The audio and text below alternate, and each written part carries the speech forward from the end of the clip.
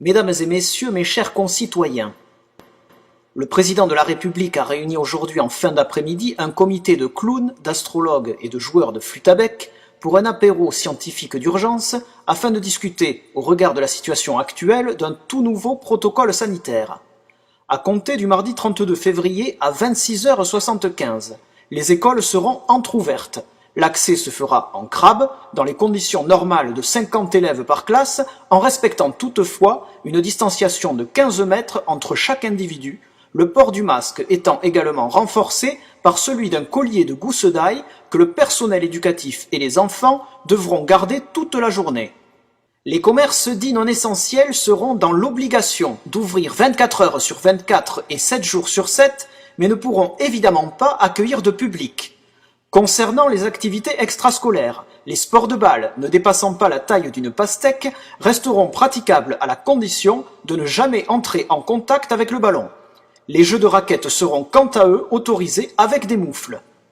Pour les personnes en télétravail, ils pourront continuer à se rendre au bureau entre 5h12 et 5h14 du matin en montgolfière ou à dos d'âne.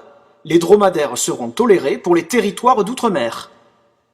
Les natifs du signe astrologique Bélier, Balance et Taureau pourront effectuer leurs achats de première nécessité s'ils se rendent au supermarché munis d'une tongue au pied gauche uniquement en pas chassé ou en roulade pour les Sagittaires.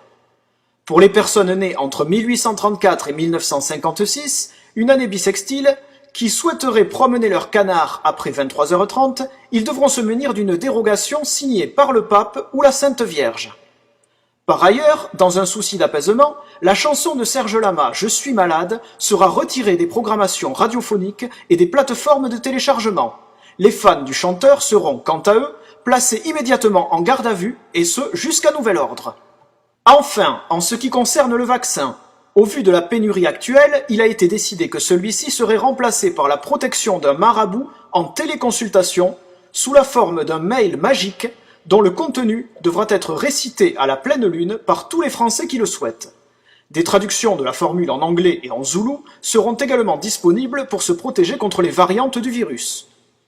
Nous espérons que ces mesures exceptionnelles approuvées par le Conseil scientifique permettront, à défaut de lutter efficacement contre l'épidémie, d'occuper les Français jusqu'à ce que nous trouvions autre chose. Merci, bonsoir.